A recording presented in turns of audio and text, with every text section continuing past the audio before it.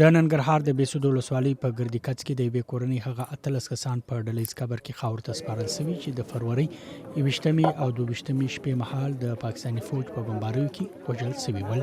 دا حملې د ننګرهار په بېسود، خوږیاڼو او غني خیل ولسوالیو او د پکتیکا ولایت د برمل په مرغه سیمه او اورګون کې شوي دي. دا د پکتیا اورګون دی چې پکې یو زوړ کور په نشه شوی دی. دا خو بیګا داسې پیښه وشوه کنه چې دا کور خو خالي کور و، مېمنخانه وه خالي. اوس بیګا د شپې لاس کم 2 بجې وي کنه چې تیاري راغلی بمبار دی وکړه کنه دغه داسې سره وران کړه. د پکتیکا اوسیدونکي وایي چې د اورګون په حملو کې څوک وژل شوي نه دي، البته ځینې کسان برسېرن ټپیان دي.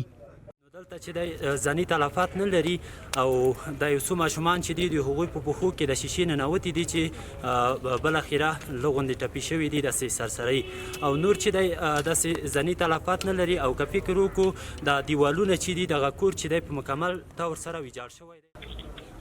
تر دې وړاندې هم پاکستان د افغانستان په پکتیکا، کونړ او ننګرهار ولایتونو کې ورته بمبارۍ کړې وې چې له کبله د دې سیمې خلک هر وخت د ممکنه بریدونو له ویرو سره مخامخ وي. پاکستان او د افغانستان د هغه نه دا غوښتنه کوو چې نور د ظلم افغانیانو سره ونه شي، چې ناقه په بار نومونه چې دا د فلانکي پکې اوسېدي یا بل و تهرګرو نومونه پکې ایږدي او دا رقم بمبار کوي.